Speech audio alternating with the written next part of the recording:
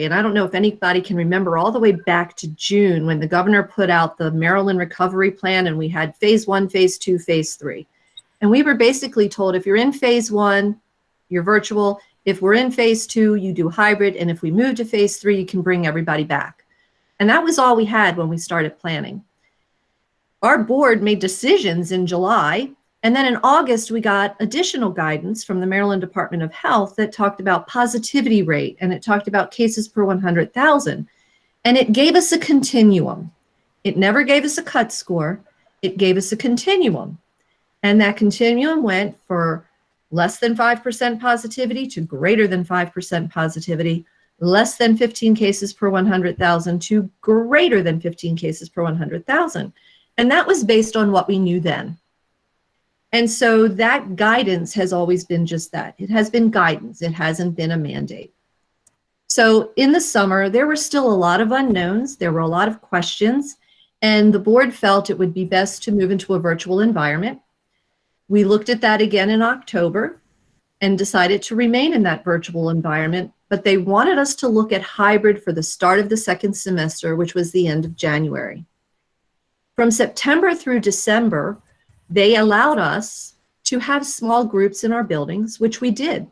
And we had almost 3,000 students coming in for small group instruction in every one of our schools over the course of that first semester.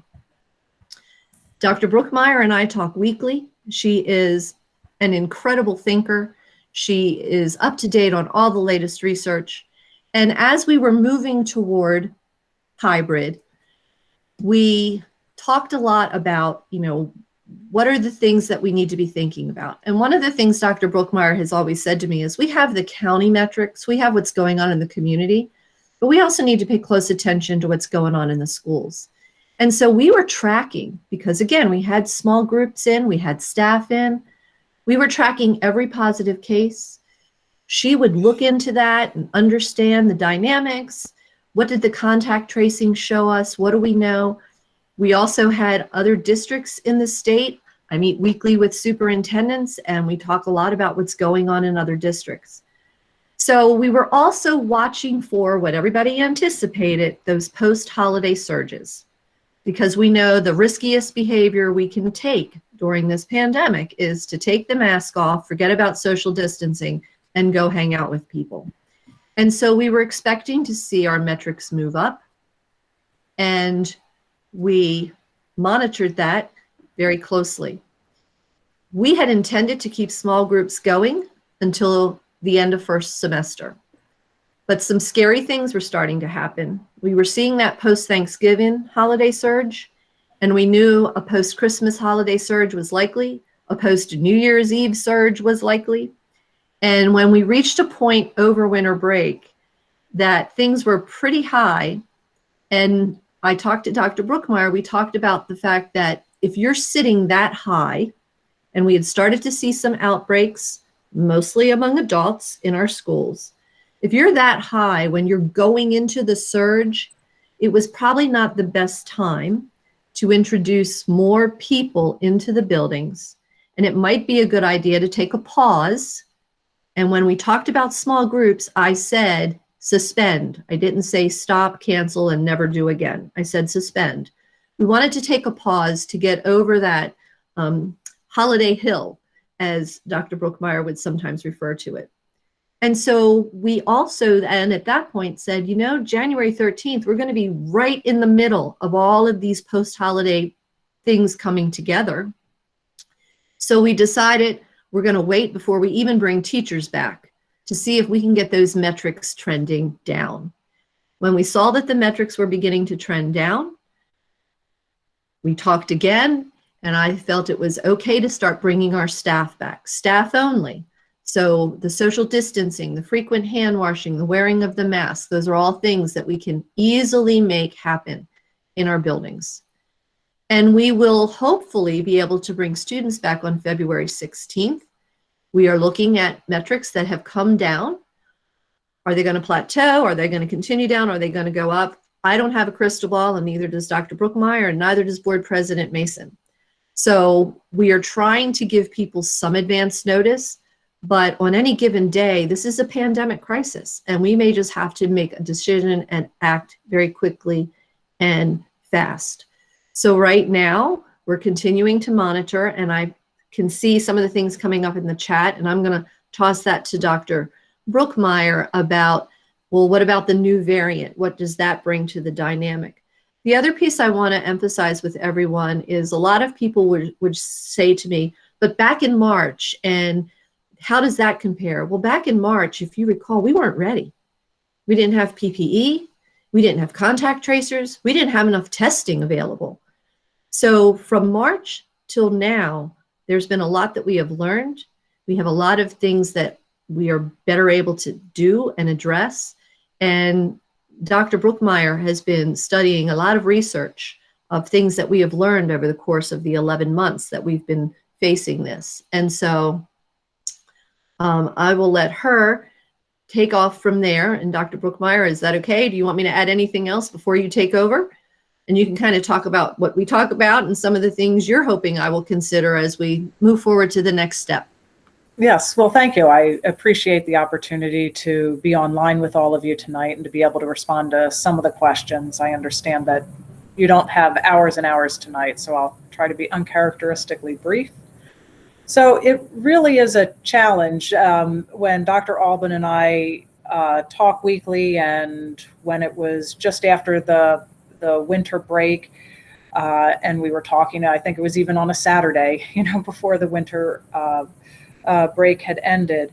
And I liken the situation to be one of those where we're looking weeks in advance because like say for the space shuttle launches, they have a date in the future, and where they know that the orbit is going to be the right orbit. But in order for them to actually launch on that day, they have to start weeks in advance and do all the work leading up to that, even though the conditions on the day of the launch or a couple days before the launch might be such that it would cause them to say, we can't launch. The conditions aren't right. But you don't know what the conditions are going to be weather-wise, as our weather the last couple of days has proven. And it's similar with the biological organisms here with the virus.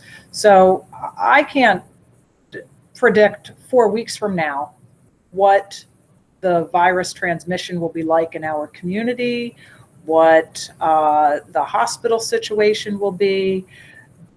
But if somebody asks me, and I've had other employers ask me as well, so it's my advice and the way I approach it with all employers and people who want to have weddings in the spring and people who want to have large events in the spring. And so everybody's asking, what's it going to be like? What can I do? And so the easy answer is, I don't know. But if you're telling me that you need preparation time leading up to it, if it's a go, that you need that lead time, well, then the conversation now is what can be done now that is reasonable to get the preparations going. For sure, where we were, so in the summer, Frederick County was doing relatively better than the state average, both in terms of the percent positive each day and the rate of cases per 100,000, and we were doing really well. But then things started to change as we got into the Thanksgiving time period and beyond, where we were far away and beyond where the state average is. And there are some reasons for that I don't know for sure, but they're my hunches why that's the case. But so in order to predict the future, it really takes many factors into consideration. Early on, if you remember, the only thing we looked at was the number of cases. And we knew back in the spring that wasn't sophisticated enough, because the only cases we had based on testing were the people who managed to get tested.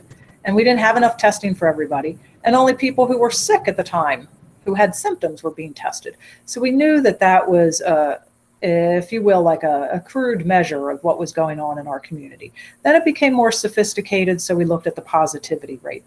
And that was helpful, but it's also impacted by the access to testing. So then they added the rate per 100,000, and that's helpful. But that's still just telling us what's going on at the community level, which is important. But when you're asking, so what is the risk in a school building? Well, what's going on in the whole community isn't quite the same, because not everybody in the community who is getting tested have been physically distancing and wearing face covering and avoiding that shared airspace. So it's a bit of comparing apples to oranges. But I will say it is important, though, to consider what's going on in the larger community area. We've seen for the nursing homes and the assisted living facilities, they were closed to visitors for a long time. And we continued to see cases. And then eventually there was testing of the staff every week. And so it became more clear that the residents were becoming positive from the staff, and the staff weren't becoming positive due to their workplace exposures. It was due to their community exposures. So we all benefit in the community from having a relatively low exposure, because what happens in the community is brought into people's workplaces. And it's no surprise to any of you who've been in education for a long time, even in a typical flu year, it's most common, and there are situations where there are like say some types of pneumonia and some other things where we actually do the contact tracing in the olden days, the pre-COVID days, and we would see that, why actually that student's family member was ill first, and yes, that student became ill, but it wasn't from in the school exposure. So again, it just reinforces that in prior years, we know that what happens in the community sometimes is brought into the school setting, but not necessarily spread in the school setting. So with what you have as your experience here in Frederick County Public Schools is that you did have the small groups. So you're ahead of where other school systems are in terms of having real experience with the management of students and student activities in a way to help reduce the risk of transmission. And you've had staff who've had that experience, and the principals in the schools and administrators who've had the experience of having students in the building and sort of working out the new, it's not post-COVID, but during COVID session of how do we move in the hallways? How do we deal with a lot of this? So you're ahead of the game in many respects because you've got that experience. But when it comes down to how are the decisions made, I would say try to take all that into consideration. What does the data look like? What does it look like for us? What does it look like in other areas? And unfortunately, and what some of the questions had come up, what about this variant? The only constant thing throughout all of this is change. So I was looking forward to, we've got the vaccine. So yes, we know that the interest and the demand for vaccine early on was going to far exceed the availability, but that's tolerable. But then you throw on top of it the genetic variations that are in the media now, and viruses are changing all the time. But there are some of the variants that we are particularly concerned about. When we look at the transmission, we're concerned about how easily does the virus spread. If a virus doesn't spread easily, it's not quite as concerning because it's easier to control, especially when you've got the contact tracing, which we still have, and we have the physical distancing and mask face covering wearing, that more or less people recognize that that's a good thing to do and try to do it. But then when we also look at what's the severity of illness, if there's a variant that causes it to spread more easily, but it doesn't make people more sick, I'm still concerned about it because more people being infected at the same time, if it's the same percent of persons infected will need hospitalization, then we'll be right back to where we started with all of this, which is how can we protect the hospital system and the standard of care that we all want. But if the variant is one where maybe it spreads more readily, but it doesn't cause as severe of illness, well, then maybe we can sort of level out and not add to the hospitalizations. I mean, we've just in the last couple of days come out of the highest number of hospitalizations we've had locally for persons with COVID. And we've had days where the intensive care unit has been full with both persons who need it for other reasons and then also COVID. So we've gotten so close, but been able to manage, and part of that's with the Frederick Health Hospital systems preparing in advance back in the spring, and then also now so that the standard of care could be maintained for all patients. But it was a close one because there are only so many people who are trained to provide certain level of care. Even if you can make a bed or make a makeshift bed, there's equipment, but there's the staff, there's the professional staff. So looking at the hospitalizations, that's one of the ones where it really makes me concerned if we're already at a pretty high level of hospitalization and then we're adding additional potential large gathering exposures on top of an already high level. That makes me really concerned. We've started to see the hospitalizations trail down. They're trailing about a week or so, the percent positivity and the rate per 100,000. So those are trending like I would expect them to see. I'd expect to see that percent positivity go down. I'd expect them to see the rate per 100,000 go down. And then sometime a week, 10 days later, I'd expect to see the hospitalizations go down. So that's good. We don't have other holidays or events coming up that tend to make people want to congregate.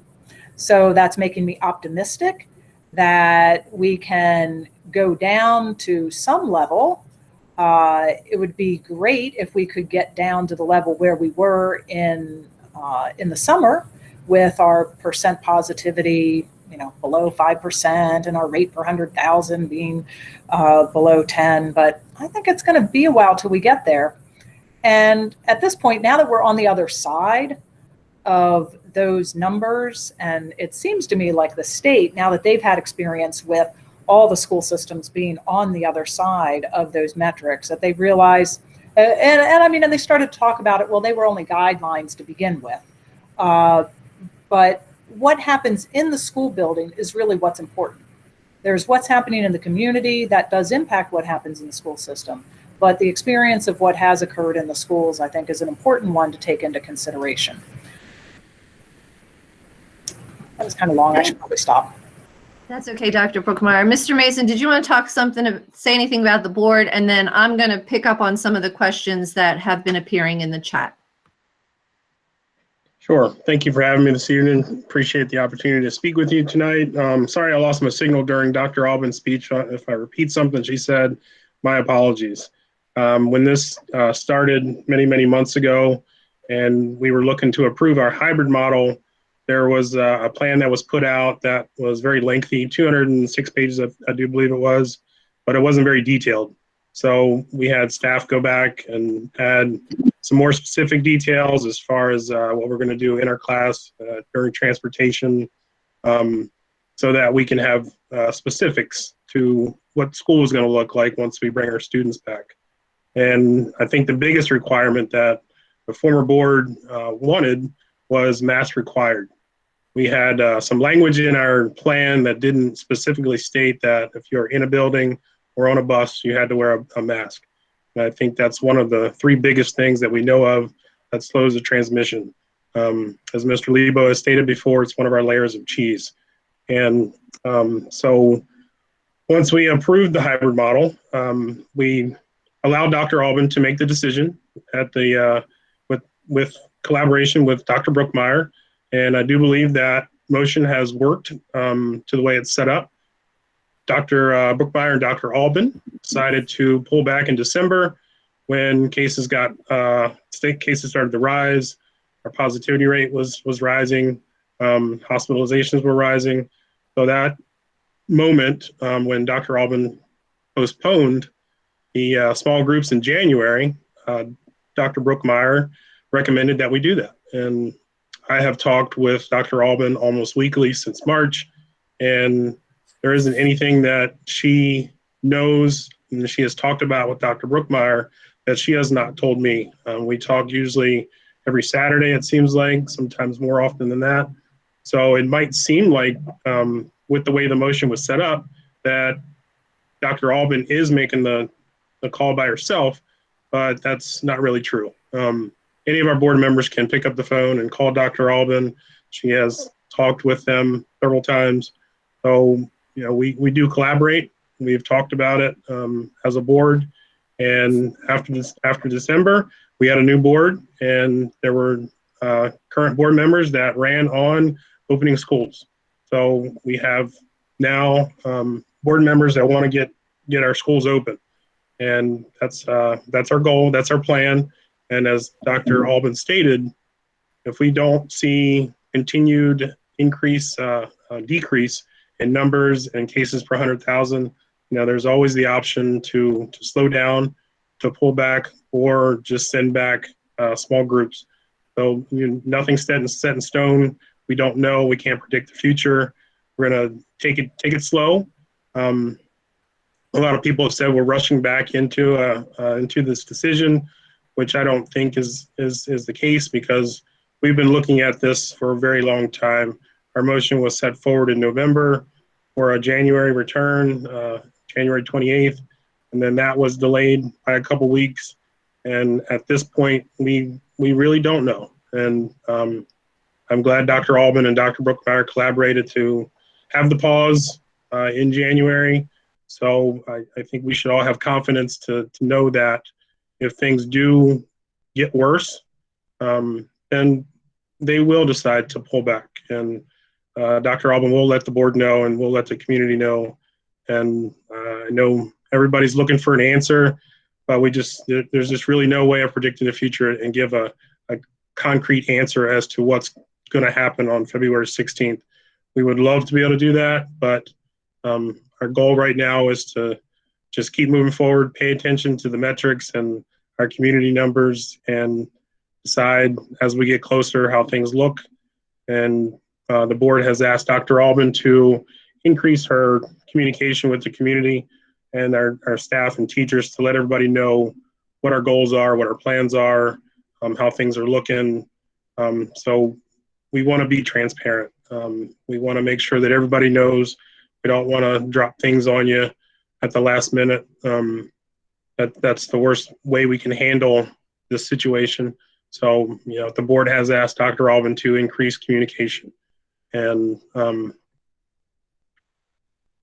we are going to take it easy. We're going to try to get our students back as quickly as possible, as safe as possible.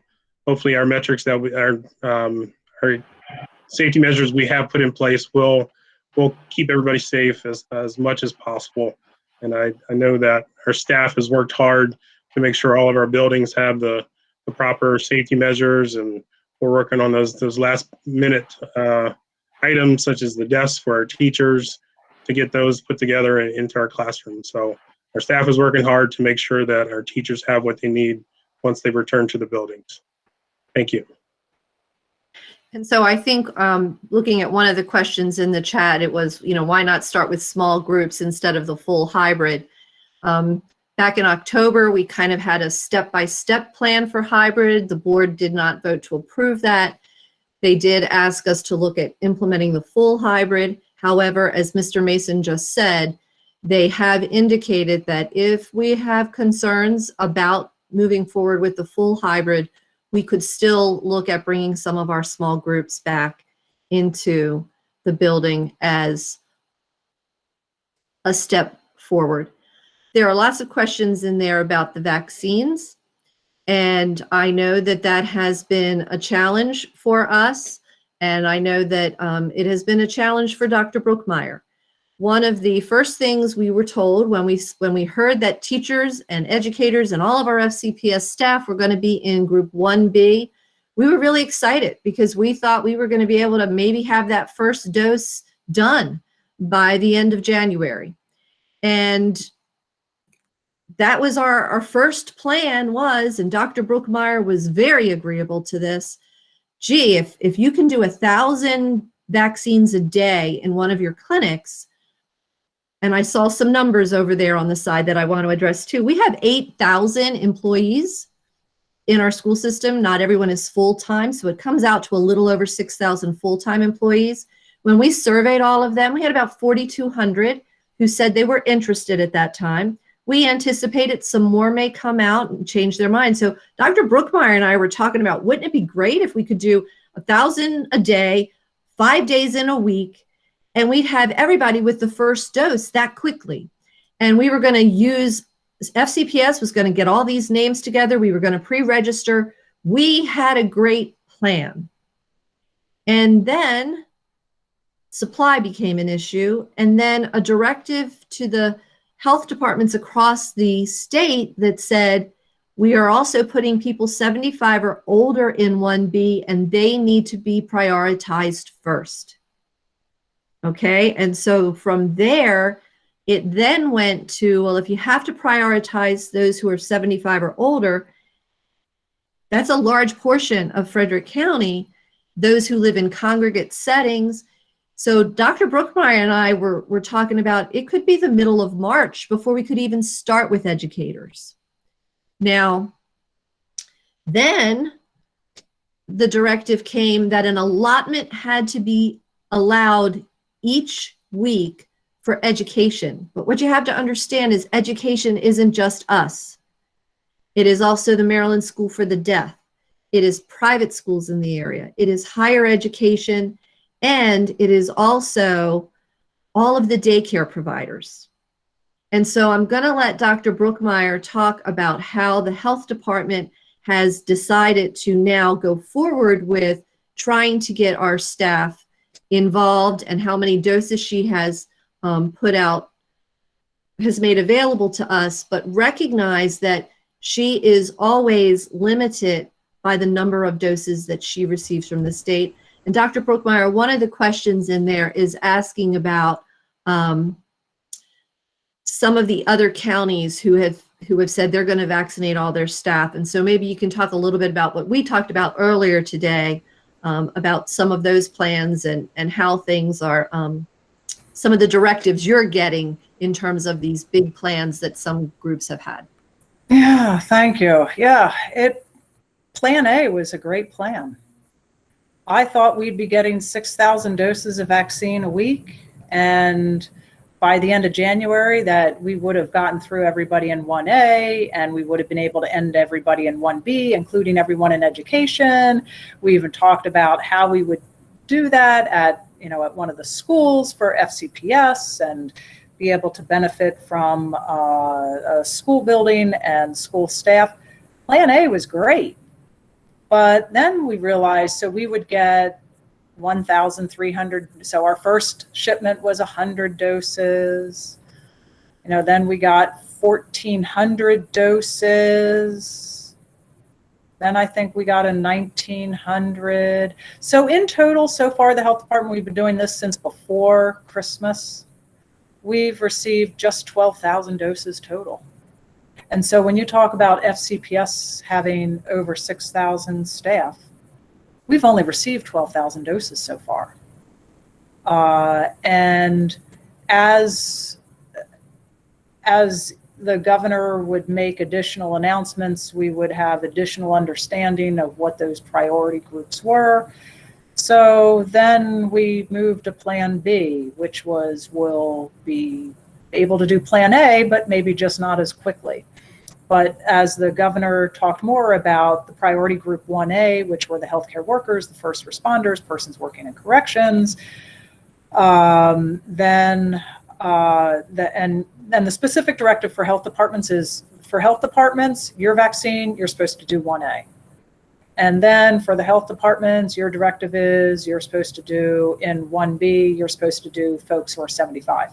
Now, in some of those other jurisdictions, it's the hospitals that are vaccinating, and they haven't had some of the same restrictions that health departments have.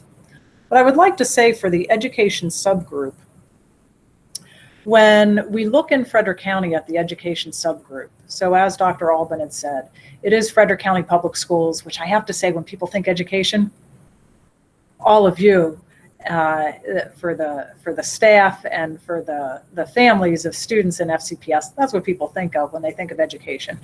And so while you are the largest group is FCPS staff, we do have the higher education. So we have Hood, Mount St. Mary's, and Frederick Community College. Then we have the K through 12 non-public schools. So there are about 27 of those, although a couple didn't open this year, but some have been open this whole school year.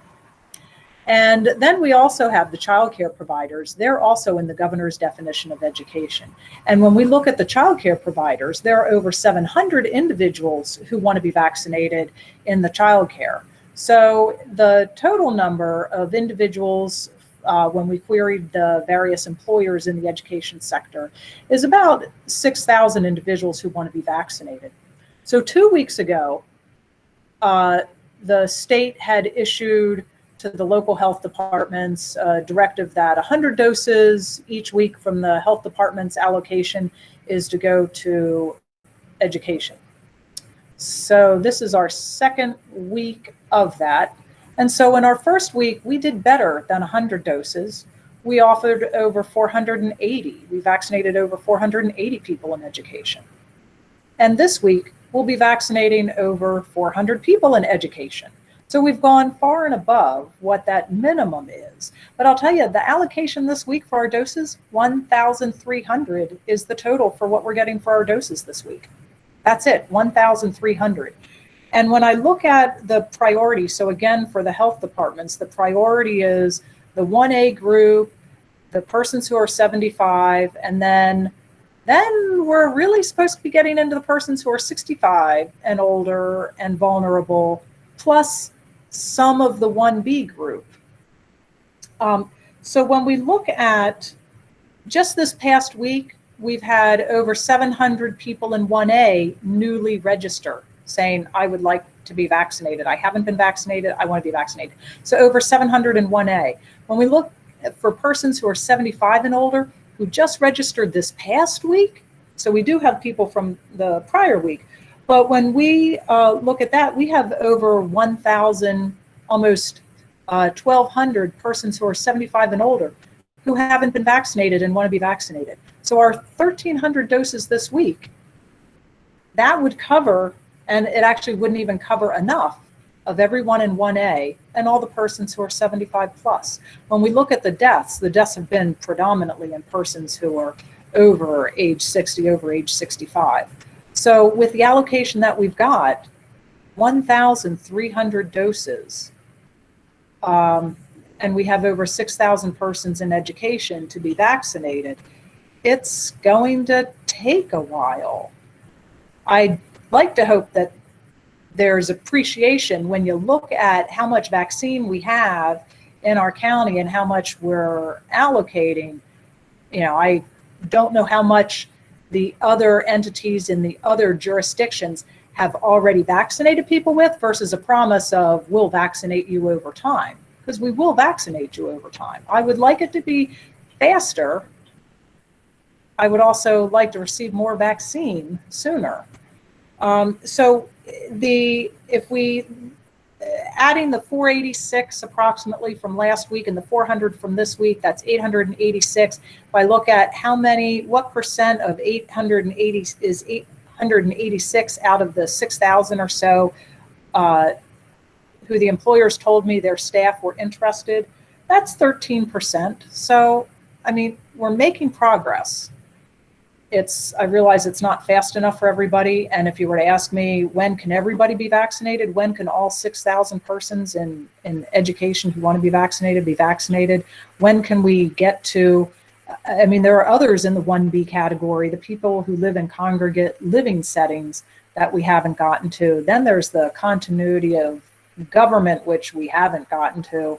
And then there are those essential workers, people who've been going to work. And then there's the persons who are 65 plus. So there are, and when we look at the 65 plus, we have over 14,000, just about 14,000 people registered in the 65 plus. So it really is just, just a situation that we just can't get to everybody as fast as we'd like to. I will say that the childcare providers, especially the in-home childcare providers, have said to me, why, we've been open all this time. We've been taking care of the children of people working in the hospital, of the first responders. We're taking care of their children, and they're in our homes. We don't have the luxury of being able to have physical distancing. They could do the face coverings, but with some of the ages of the kids, so they might have 8 or 9 kids in their homes. And they say, when the kids leave our homes each night, their airspace, the airspace that they may have contaminated is our living space. So they say, we should have priority. And the K through 12 non-public schools who've been open, and they say, well, our staff are in the schools. You should prioritize people who are currently working with children. So,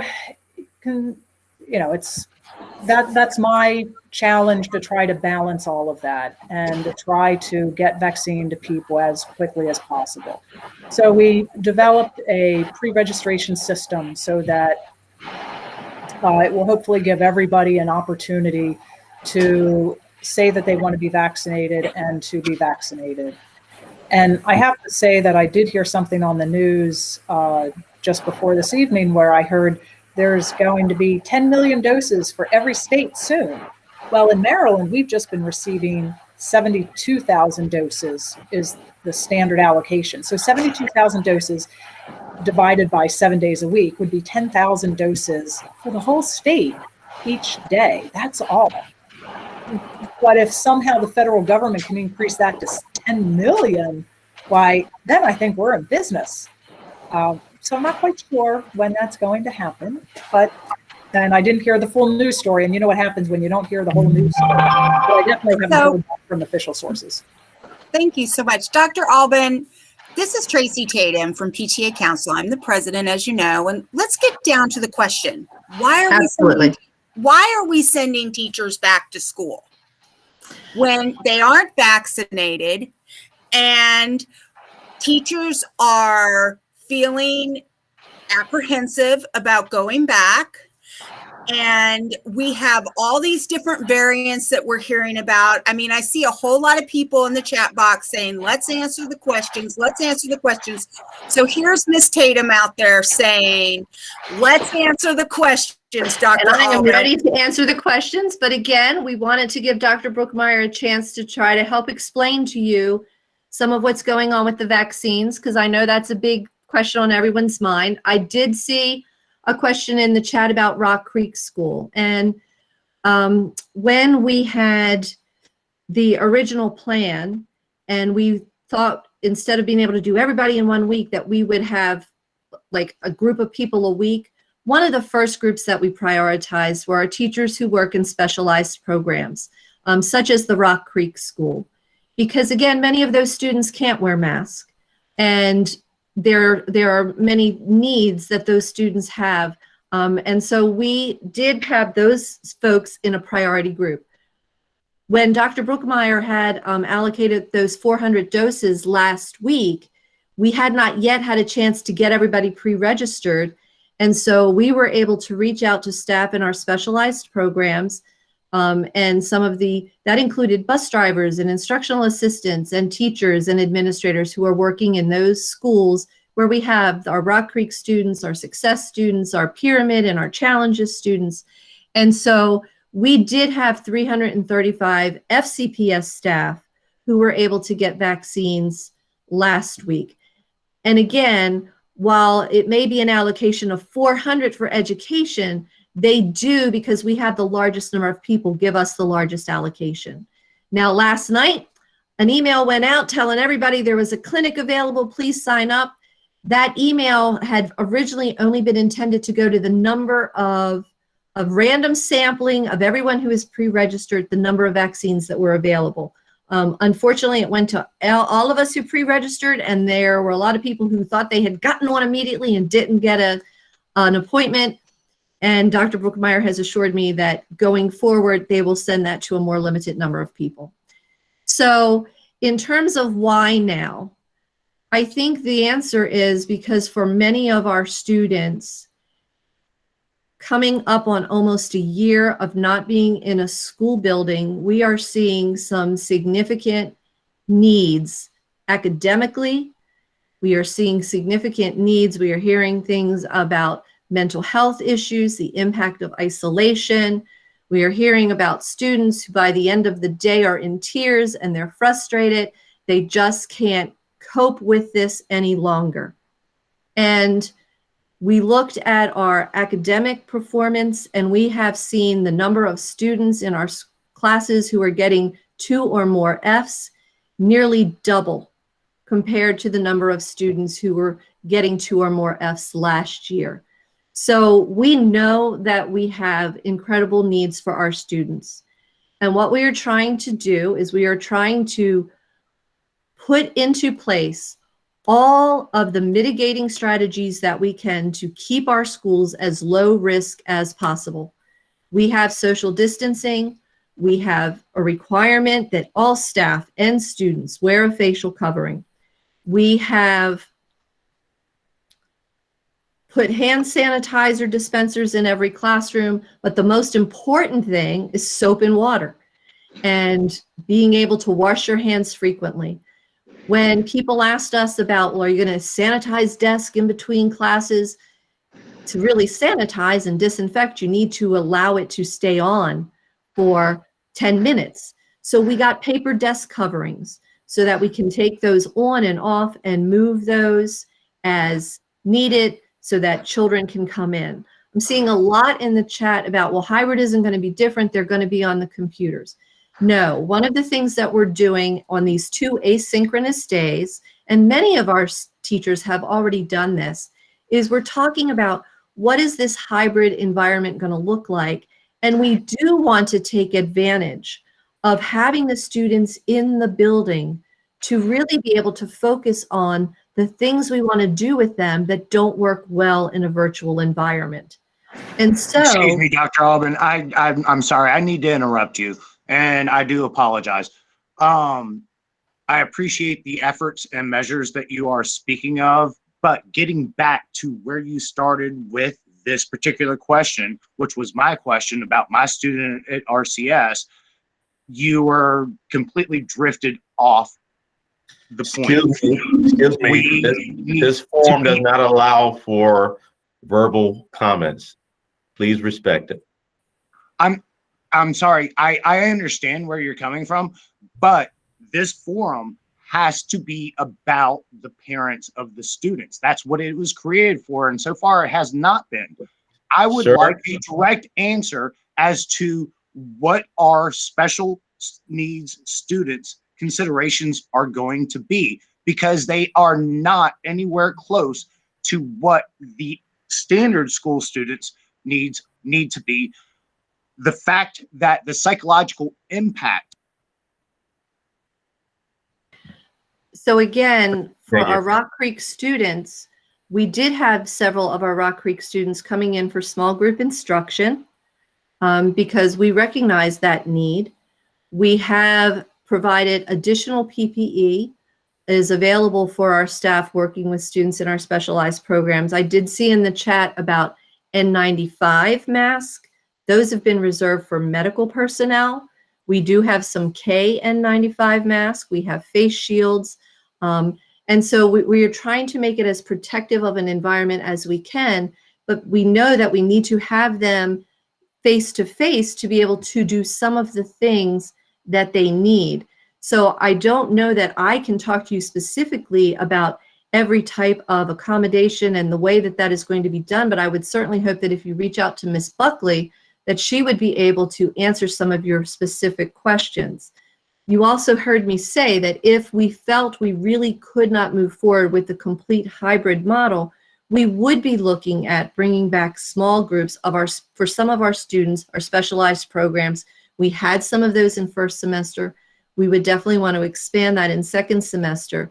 And again, because we do recognize for that many of these children, we had children in our Learning for Life program where their IEP goals really do require some of that social interaction and support. So that is our goal by trying to get our students back into the buildings to be able to address some of those needs, particularly of our students who we know are facing some of those challenges. But I do think it's also important to remember that we gave parents an option, and parents had to decide what they thought was going to be best for their child. Not all parents of children with special needs opted to come back to hybrid.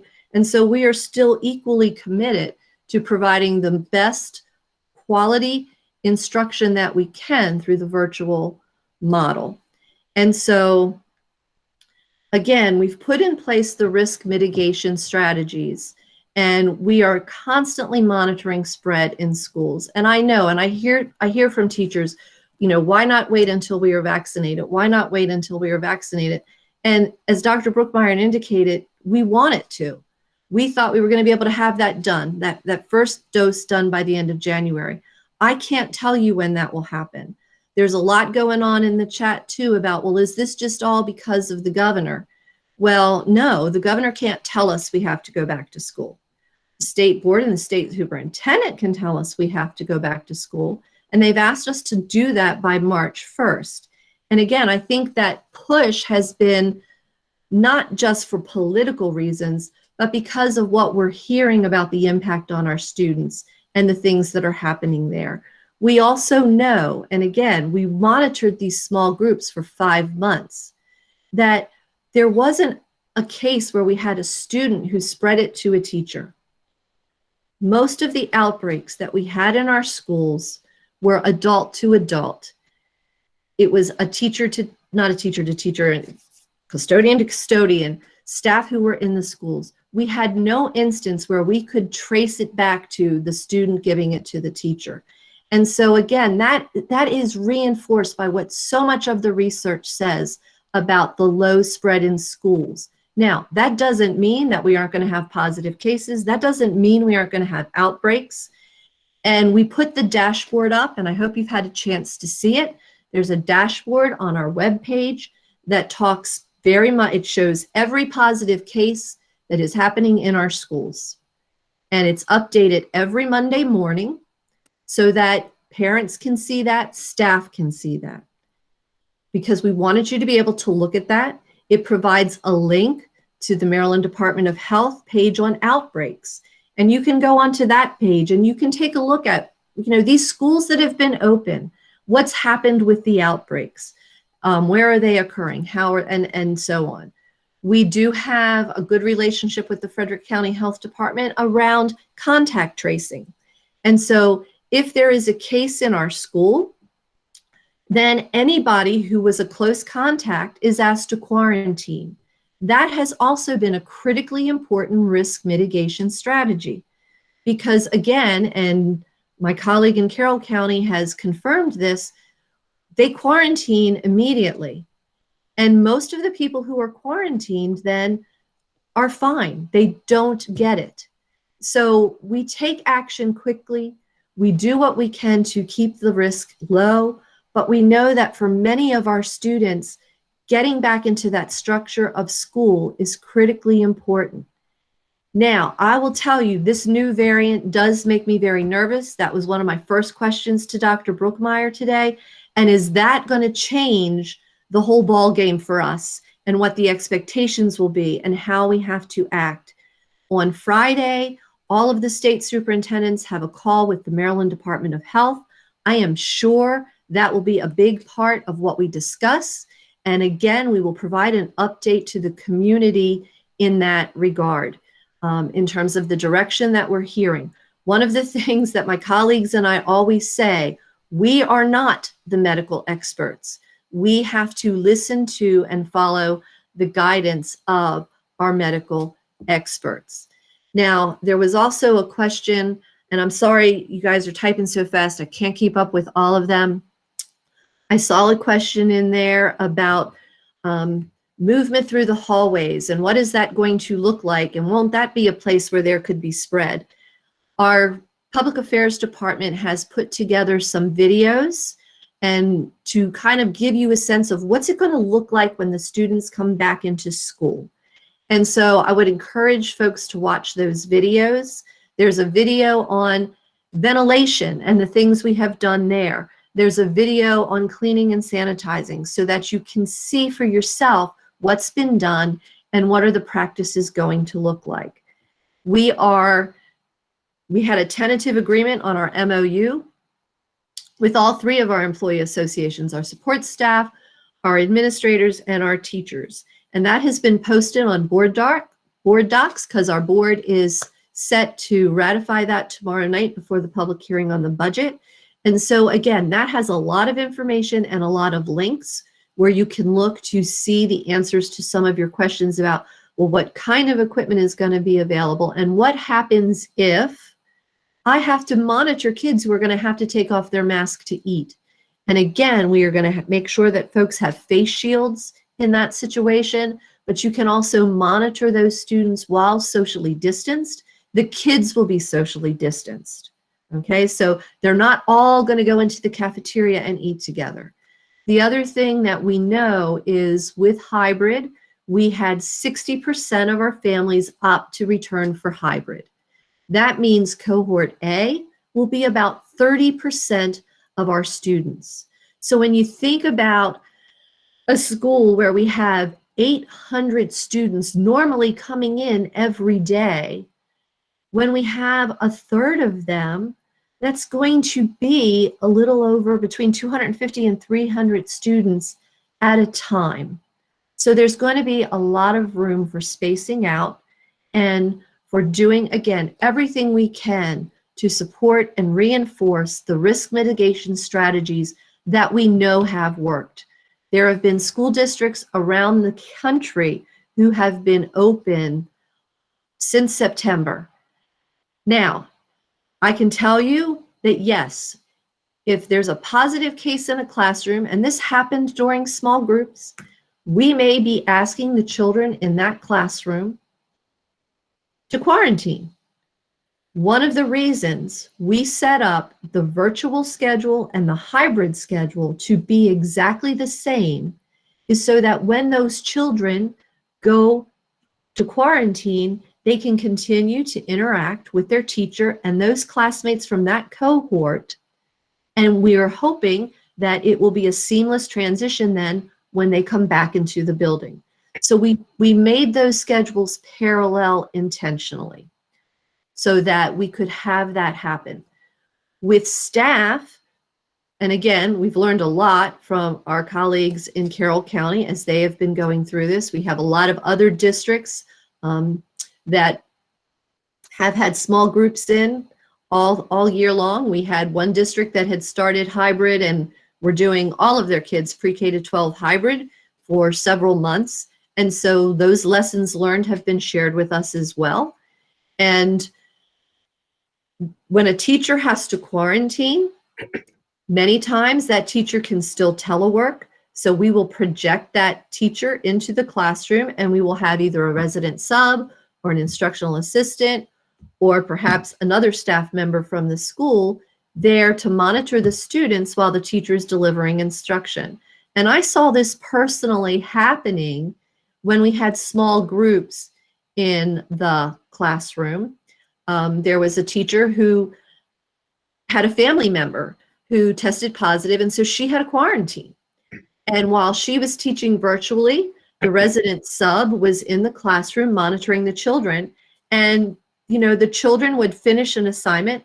They should go up and they would hold their, workbook that they were working on up for the teacher to see on the little computer laptop that had been set up. And the instruction was going on. The children were doing what they needed to do. And the resident sub was able to just make sure that they kept their distance, kept their mask on, and did those sorts of things. So it is possible while teachers are quarantining that they will still be able to deliver instruction. It will just have to be done virtually.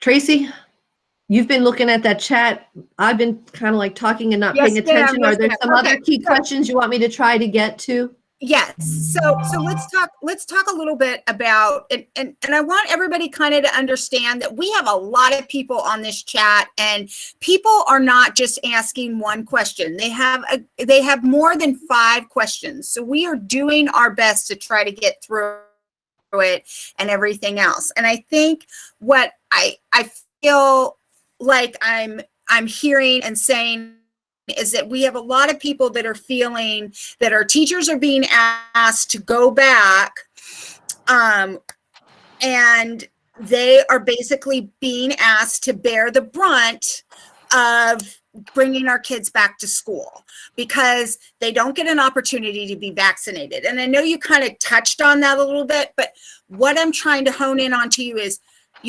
why can't we just stay virtual? We've got it now. Right? People are saying, we got it. We got it. And then people were upset as well because they felt like we just had 2 snow days and their kids just missed 2 days of school. So I know that's kind of a 2-pronged question, but.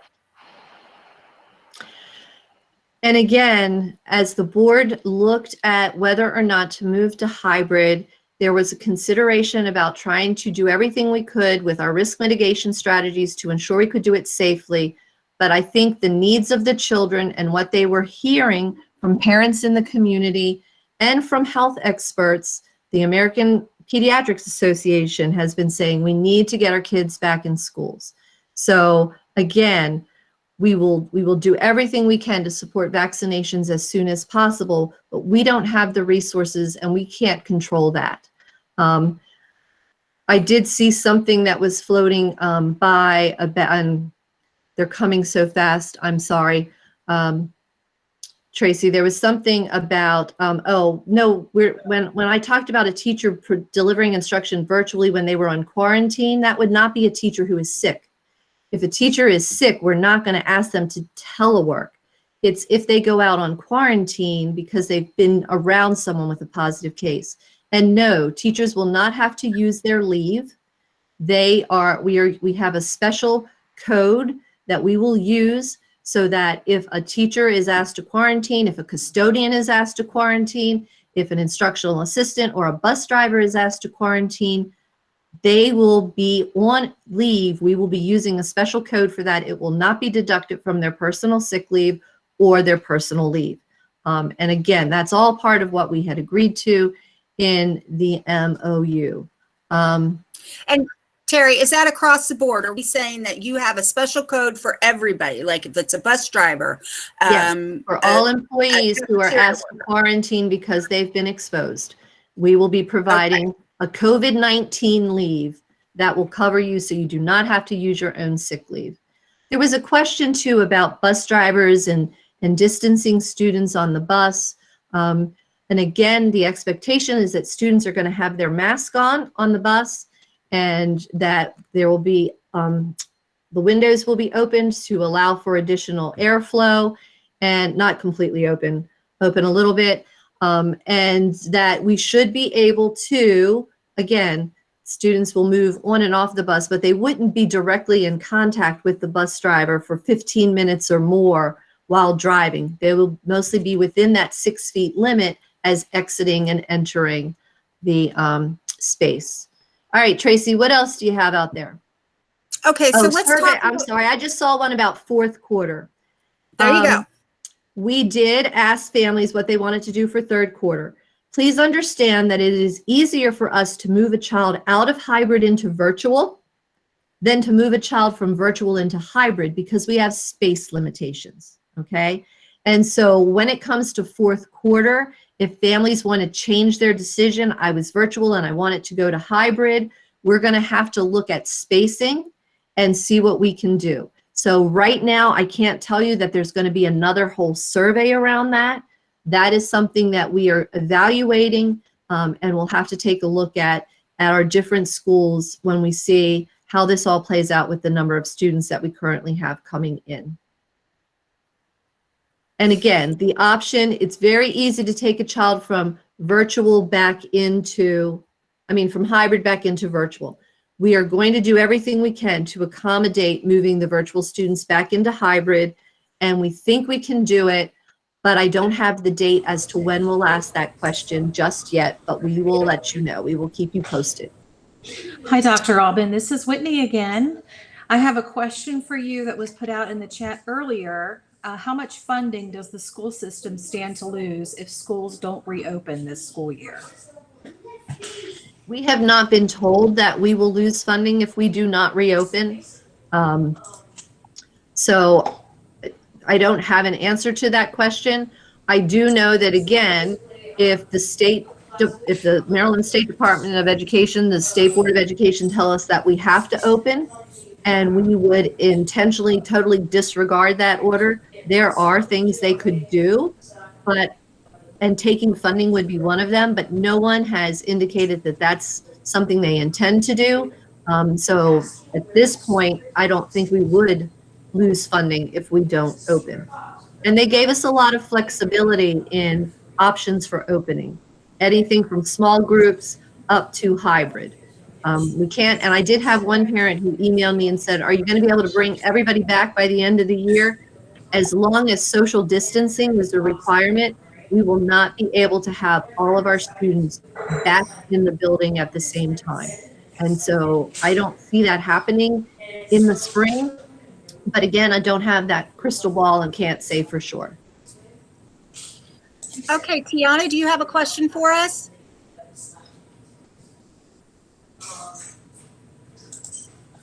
Maybe she's not here. Dr. Albin, I have a question. Good evening, everyone. Are you ready? Are you ready, girl? Yes, you just caught me a little bit off guard because I was entering all these chat questions. For the group, just so you're aware, for questions that are not answered today live during the chat, we will be following up with you by email. So don't feel that we are disregarding. We had more than 100 questions in advance, and we do have probably 300 questions in the chat or comments in the chat, and we're going to try to get to all of them. So let me go ahead and read the first question. And this is a fairly easy one from a parent from Brunswick High and CTC. They want to know about CTC students returning to in-person instruction. Yes, part of the hybrid model will include the opportunity for our CTC students to go and participate in their programs. And I have to say that our CTC program, when we had small groups going, they had 660 students in 4 different cohorts that were going through CTC, and they did a fabulous job. So yes, that will still be provided. And I did glimpse one in there that said, do we have a regulation about face mask? We do know that gaiters are not allowed. We have additional masks that can be provided to any student who forgets their mask or is not wearing an appropriate mask. We have both disposable masks. We have cloth masks for our staff if they want a different one. Most people have already decided the mask that they prefer. We have issued guidance that talks about what will happen in terms of disciplinary consequences for students who may be refusing to wear a mask, as well as for a staff member who is not wearing a mask or not wearing a mask appropriately. So yes, we have a very strong regulation in place around the wearing of facial coverings because we know that is critically important to reducing spread. Sorry, Tiana, go ahead. We have one other question from the advanced questions, and then we're going to move to some chat questions. So this question is regarding COVID, and it's from a parent from DCS, OMS, and Oakdale High. Do you encourage or advise staff and teachers to get routine testing for COVID at the free county testing centers? We have not, that is not something that we have talked about encouraging our staff to do. We did, Dr. Brookmeyer and I volunteered Frederick County Public Schools to be one of the pilot schools for rapid testing. But unfortunately, when we had our first meeting with the Maryland Department of Health, we found out that they didn't have any resources to provide us in that regard, and they did not have any funding to support us in standing that up. So again, that would be another wonderful strategy that we could employ if the resources were available, but at this time they are not. Okay, I'll read a question from the chat. Says here, how does the district plan to reduce disruption to instruction when inevitably an outbreak occurs in a classroom? Well, I think I addressed that a little bit with why we set up the parallel schedule so that students could kind of stay on track while they're quarantining. And that, again, is the experience of those who have done hybrid before us recommended that as a good way to kind of keep things moving during the transition. Dr. Brookmeyer, there's a question in the chat, and I had intended that you would not have to stay this long. We were going to try to get your part over, but people are asking about double masking. What do you know about that in terms of, I think that's a suggestion that's been coming out. And could you also address the question of, can we force a teacher to get a vaccine? Well, I'll do the first one.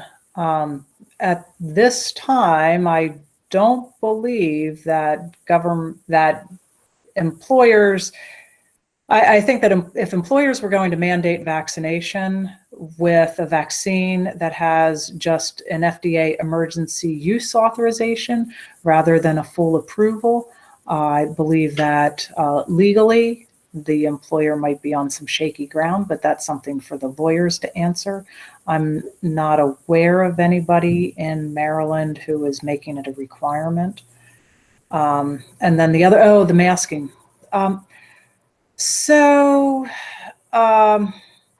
More layers can be helpful in a mask. So the question is, how about double masking or double layers? Some of it depends on the fit of the mask, though. So if the layers make it so difficult to breathe in air that you're sucking air in from around the sides of the mask rather than through the filtering part, then you're bypassing the filtering. So, more layers can, depending upon what the layers are made out of, can filter more. But if it's not a tight fit, you might inadvertently actually be bypassing those filter layers and instead be pulling air in from the sides.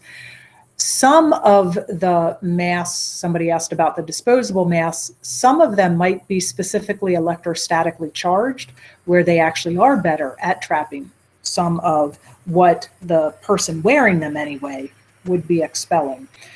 Since the greatest amount of face covering experience, in two areas. One is in operating rooms, where the folks in the operating rooms would wear those, what everybody's wearing as the disposable ones now, but wear those so that the operating field wouldn't be contaminated. And then the other is for persons who have tuberculosis. We have the experience with the fit-tested N95 respirators. And in that case, it's so that the people wearing the face covering will have a less likely to be able to be exposed to the TB virus. So, not the virus, but to tuberculosis. So, with whatever everybody has a variety that's out there, I will look for a research study that some of you might find interesting. It compares the various types of commonly worn and made face coverings and did some research on them, and it has pictures. I found that to be helpful, so maybe all of you would find that helpful as you make your own personal decisions. Thank you, Dr. Brookmeyer. I saw a question about the standardized assessments. That is a federal requirement. And last year, the U.S. Department of Education exempted all of us from any accountability testing during the pandemic. Earlier this school year, we were told that there would be no exception this year, that we would have to give the accountability assessments in the spring. We have a new administration, we have a new Secretary of Education. I don't know if that could change, but right now the answer is no. The dilemma for Maryland is that the accountability test we use is fairly new. It is just under development, and they don't really have a way to securely administer it online. And so for students who are all virtual, we have no way to give the test. And you are asking a question that superintendents have been asking for several months now, and that is, how are we supposed to do testing if we don't have all of our students back in the building? And what guidance can you give us? So when we get the guidance, we will share it with our staff and with our families. But right now, we have just been told, expect to test, and if they're there, they're there. If they're not, they're not. So that's, yes, I know. I see a couple of you shaking your head, and that is as much, unfortunately, as I know to tell you right now. And as we learn more, we will certainly let you know. All right, who's sending me the next question? Amelia, you on? Oh, no, it was me. I'm up. Okay. This is one of the advanced questions regarding transparency and communication. This is from a parent from Lincoln Elementary. What specific strategy will be employed to foster transparency and clear communication to staff and community members? How are you and the board specifically addressing the lack of trust created by these transparency and communication issues? Thank you. So I regret that there are, folks who feel like we haven't been transparent. I think part of the challenge has been that we have a lot of things out there, but they're in different places. And so we've been doing the superintendent updates that contain a lot of information. We have some great videos that I referenced earlier. We have created the dashboard in an effort to let people get the information themselves. We will increase the frequency of our communications. We are going to make sure that we put them out on a variety of places so that whichever format you are using to get your information, you're going to see it regardless of whether you're just checking the Facebook page or you're actually going to the web page or you're relying strictly on Find Out First. So we do have many process improvements that we've discussed with the board, mostly related to frequency, making sure that we have things in an easily accessible place. The other piece that I really want to encourage folks to do is that sometimes the questions that you have need to be answered by the principal at your school. For example, some people were asking me, well, where will my child eat lunch? In some of our schools, they will be using the cafeteria. In other schools, they may be eating in their classroom as well as the cafeteria, just because of the different configurations of our buildings and making sure that we could allow for social distancing. So systemically, we're going to put information out there for you, but also I know that many of our principals have been doing informational sessions on what's hybrid going to look like and things that you need to know. In terms of decision making, again, we will always try to convey why we are making the decision that we make, and I hope that you could hear from tonight that there are many, many different factors that go into that. And again, I don't know what's going to happen at the state level. If there's something going on that the Maryland Department of Health feels needs to happen, that's going to be communicated very quickly, and we will have to just immediately move and address, much like we did last March, where none of us had a lot of forewarning that we were going to be, shut down completely. And so I hope that doesn't happen again. It could happen again. And again, we will do our best to get the information out as quickly as possible to all of our families.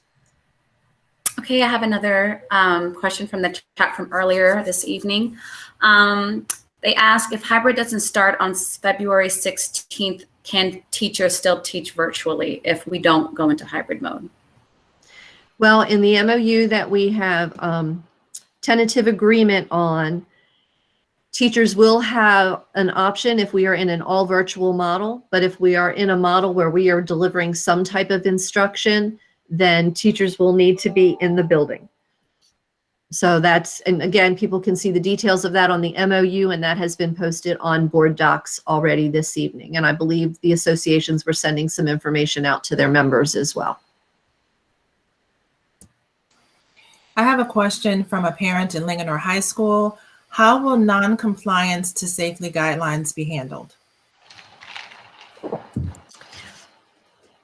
Well, if I'm going to, I'll use mask as an example.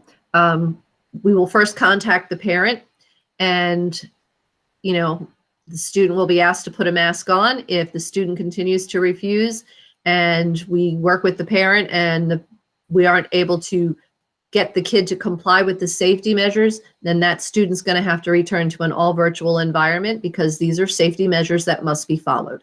And so again, we kind of have that trying to conference with the parent and get things worked out first. But ultimately, if you cannot comply with the safety regulations, then you will have to remain in a virtual environment. Okay, another question from the chat. Has any thought been given to allow high-risk employees to continue to telework until there's a firm date for students to return to classrooms? I know that we have been able to look at the accommodations of telework for our staff who qualify for ADA. And I believe that that has been agreed that they could continue to telework, because that's going to be their accommodation going forward. But again, I have to look at the specific language in the MOU for what we agreed to. We do have a lot of staff who are not eligible for ADA, meaning that they don't have the high risk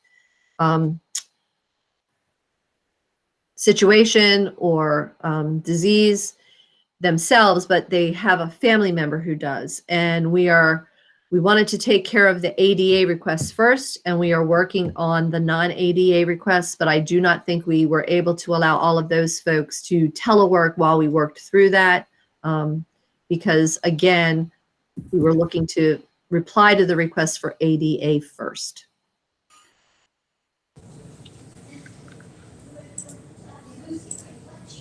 Okay, I have another question for Dr. Albin. What is the percentage of students going hybrid versus virtual? 60% of our students are going hybrid, 40% of our students and their families opted to remain all virtual. I have a question that was submitted by a student at Deer Crossing. And if everyone could please mute, that'd be great. The question is, a 4th grade student at Deer Crossing asked, "Why did we shut down school today for snow when it's virtual? I don't understand."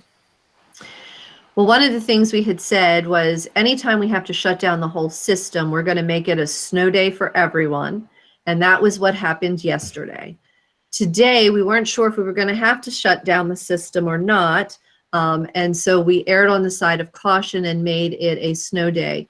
The other complication this week was that we had just had a lot of teachers come into the buildings and set up all of their equipment to teach from their classrooms. And so they did not necessarily have the equipment they needed in order to be able to teach virtually.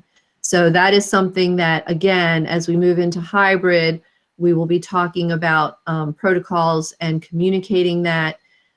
I also can tell you that that has not changed in the pandemic. Decisions about snow days, while many people were absolutely delighted and asked us not to do virtual snow days, there were some folks who said, why can't we do that? And so I think moving forward with the hybrid, we will look at going back to the virtual snow day as an option when we can. But if we have to close the whole system, it will always be a traditional snow day. And I guess I shouldn't call it a virtual snow day. A virtual instructional day, so you don't have to have a snow day, would be the accurate way to represent that. Okay, I have another question from the chat. How is FCPS handling their older buildings, especially elementary schools with limited closed classrooms, and ensuring they have quality ventilation and filtration and adequate contact tracing models? I can repeat that if you need me to. No, that's okay. I'm going to give the 60-second response to that question, and I am going to encourage anyone who hasn't to watch the video on ventilation, because Mr. Lebo lays it all out. A big part of what the CDC guidance is around the quality of air and air in buildings has to do with airflow. And even though our buildings are old, all of our buildings are now on an automated system so that we can turn the HVAC on 2 hours before anyone even enters the building. That gets the air flowing, that gets more outdoor air being pulled in, which is another recommendation from the CDC. So it doesn't matter the age of your building, those airflow requirements can be met through our automated systems and by adjusting so that more outdoor air is brought in. We have done some additional filtering, and he will explain that in that video. I can also tell you that the Frederick County Teachers Association did a public information request to see all of the documentation about the filtering and things that are in our buildings. And so if you want to see the nitty-gritty details, reach out to the Teachers Association because they have all of that information from their FOIA request. But the video will explain it in much more detail than I was able to very quickly there. I have a question from a parent at Linganore High. Are there plans for an outdoor graduation for the class of 2021? We are in the process of looking at a variety of facilities that will enable us to do an outdoor graduation because we are anticipating that that will be a graduation that we would be allowed to do because of being able to socially distance and holding it outside. So yes, we are working on that.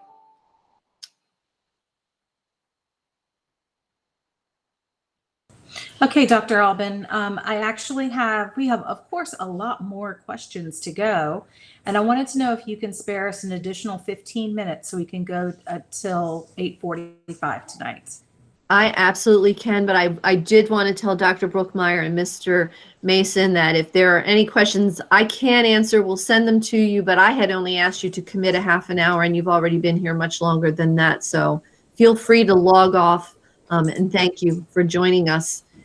All right, Whit, you got me for 15 more minutes. Well, yeah. I guess 17 more minutes by my clock here. And again, we will, we have a hybrid FAQ on the website. We can certainly add to that as many of these questions are similar to some of the ones that are already on there. All right, let's keep going. Another question from the chat. Has there been any consideration to bringing back younger students while letting secondary/high school stay virtual? Again, that was in the plan that was presented to the board in October. That was not one of the plans that was approved. So we looked at the full hybrid implementation. The board has given me authority to scale that back to small groups as needed. Okay, and I have one more question for you, and then I'll pass the torch. This is really important to a number of parents. Can you share what you are doing to support students' social emotional well-being, either if students are staying virtual or going hybrid, especially with younger students who have to change teachers they have gotten to know during this virtual environment? Absolutely. We actually have some things set up to support our staff as they have come back as well.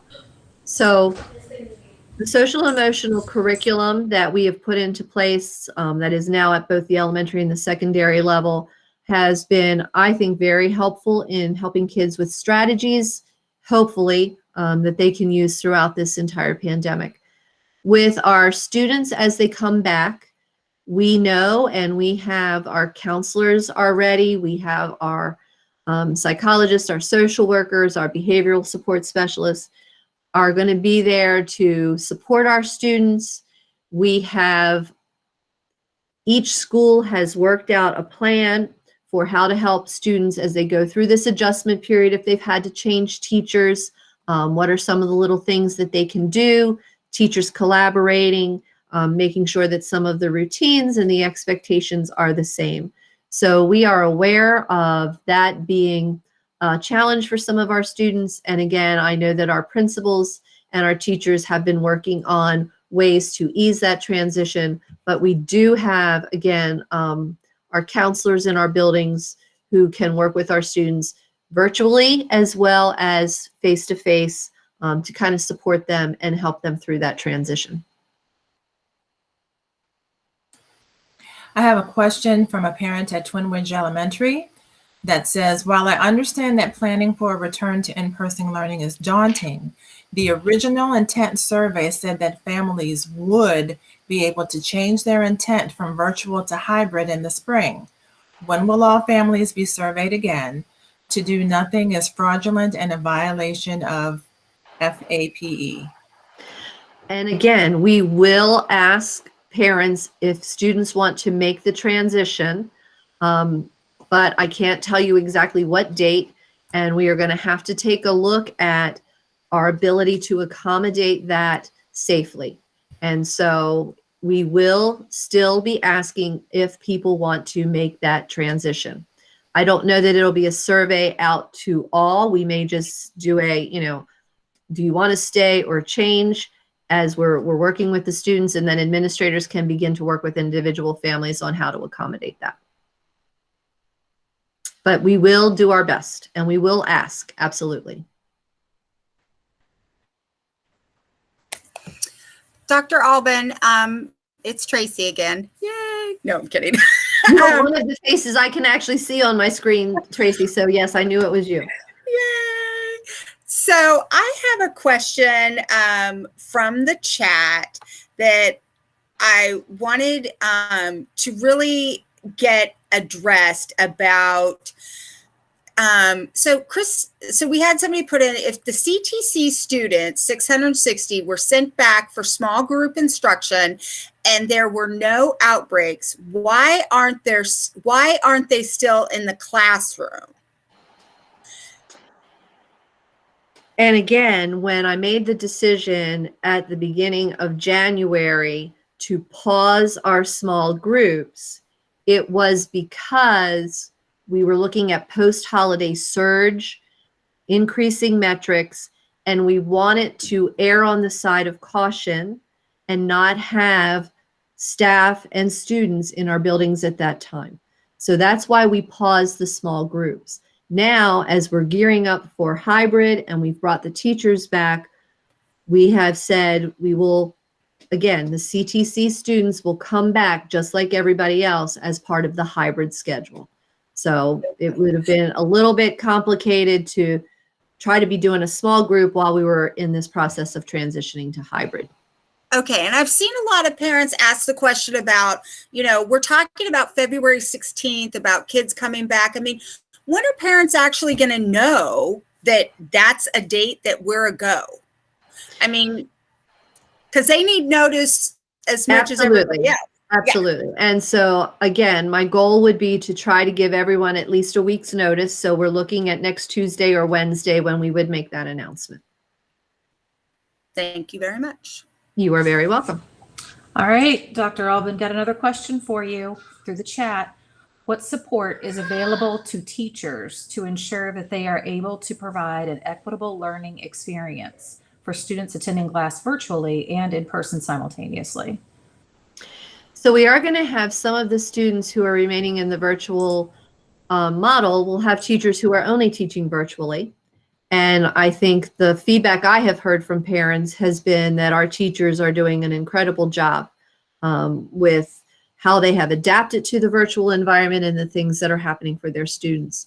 In the case of our students who are going to be remaining all virtual because they are but still be working with a teacher who is going to have students face-to-face as well as virtually. Again, I can go back to what we've seen. We had a couple of our teachers who were working with small groups in the first semester who also had students who were remaining all virtual. And again, having been in those classrooms, I can tell you that while some of the students in the classroom were working on things, that teacher was back at the computer doing one-on-one with the kids who were virtual. There will still be the same opportunity for office hours and checking in. And so I really do think that the people who are staying all virtual will see the quality of the instruction that their children are receiving stay the same. Because again, I've watched teachers do this, and they did it and handled it very well. And so I'm very confident in them. I have a question from a parent from Governor TJ High. Who is actually held accountable for the actions of staff members when they are intentionally unprofessional? So the immediate supervisor of a staff member, a teacher, an instructional assistant, A custodian in the building would be the school administrators, your assistant principal, and your principal. Those disciplinary, they would have the authority to take disciplinary action. And if that action warrants, severe consequences, then ultimately those decisions and how that is handled comes up to an appeal level where it could be me, it could be our Board of Education. And so again, you always want to start with the administrators in your building. And if you feel that they're not really telling you or addressing it in the way you feel it should be, the directors, elementary, middle, and high school directors supervise our principals. And if you look in your calendar handbook, that would be the next person to go to, who will then work with the principal and try to help in addressing the needs. So those would be the two first contact people that I would say you should go to. I have one other kind of loaded question from a parent at Centerville Elementary, and it's multiple parts. One, how will we keep students safe who have underlying health issues in an in-person environment? Two, will bus service resume in 2021-2022 for students who are within a 1-mile radius of schools? And three, will African American history / accomplishments beyond slavery be taught in schools to foster a more inclusive atmosphere in our schools? All right, Tiana, you are really counting on my brain at this hour of the evening to be able to remember all three of those. So one, underlying health issues for students who have underlying health issues in an in-person environment. How will you keep them safe? We have the masking requirements, the social distancing requirements, and the frequent hand washing requirements. We have the support of health techs in our buildings. We have a plan for if any child is showing symptoms, there's an isolation room. They can be, seen by the health tech. In terms of, so those are the strategies we have in place. I would encourage parents, though, to speak to your doctor. We do have individualized health plans for students that our health tech works with the families to ensure that we can implement that. And so I would talk with your doctor to make sure that if there are any additional strategies that physician feels are essential for that child, that health plan is updated so that the staff in the school can be aware, and the health tech and the supporting nurses can be aware as well. Bus service for 21-22. I don't know that the Board of Education voted to modify the distance to 1 mile. So I think the answer to that is not at this time. We would still be providing bus service in accordance with the current policy that is in place. And then question number 3 was? Will African American history accomplishments beyond slavery be taught in schools to foster a more inclusive atmosphere in our schools? So I am very proud of the work that our team has done around Black African American History Month. We have every grade level will have lessons that teachers can choose to use, and every schools will include in their school improvement plan how those lessons are going to be implemented across all grade levels. So I think you will see much more happening this month around that. And I know that our curriculum staff continue to work on adding more inclusive perspectives and resources to support our other curriculum. So I think we will continue to see changes there as well. And I also want to just give a shout out because I'm looking at Tiana, and I know she's been heading up our systemic support of Black African American History Month. And I think we are actually featuring the accomplishments of several local Frederictonians as a way to, again, help our students understand, the within our own community, the contributions of our African American citizens here in Frederick County. So please check that out, because there's an opportunity for students to do some cool things and be part of our student showcase. All right, next. Okay, so we are going to ask one more question before we close out for the evening. And please note that if we didn't get to your questions tonight, that we will definitely get these questions answered, and we will send out find out first to let you guys know where you can find the answers to your questions, and what you can do to view the spreadsheet. But give us a couple days, about a week, to get that done, because we have pretty much over 200 questions here. Okay, so with respect, and I'm going to give you kind of an easy one, only because I wanted to address these questions because I feel like we haven't really addressed them. We have a lot of employees in the system that are non-benefited. They don't, will they have the availability to get the vaccine, like if they're a substitute or, whatever? Yes, when we sent out the question about interest in the vaccine, we sent it to all 8,000 employees. So that includes our substitute teachers, that includes any non-benefited SEIAs, that includes coaches. And so that survey went out to 8,000 people. Wow. So yes, and again, if people did not respond to the survey, but they still want to get the vaccine, you're going to pre-register with the Frederick County Health Department. There will be a place where you can indicate that you are a part of FCPS, and then you will be put into that 1B group. And as Dr. Brookmeyer indicated, as slots become available, you'll be emailed, and it will all go through the Frederick County Health Department. But it will include each and every one of those 8,000 people if they choose to participate. Okay, Daryl. Yes, thank you all for joining us this evening. Your questions are awesome.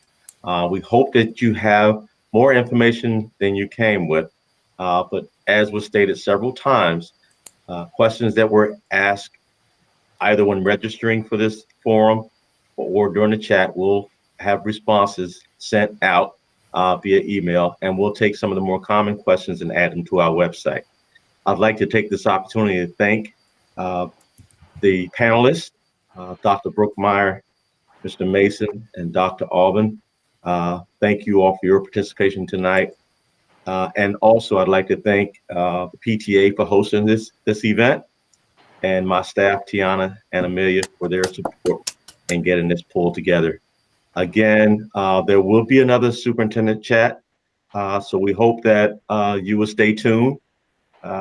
And we look forward to seeing you again. Be safe and enjoy the rest of your evening. And Tracy, I think we're going to have to do it when we get back to normal. I think we're still going to have to do at least one of these virtually, because I'm looking at that attendance, and it's huge. So it is. This might be one of those things we keep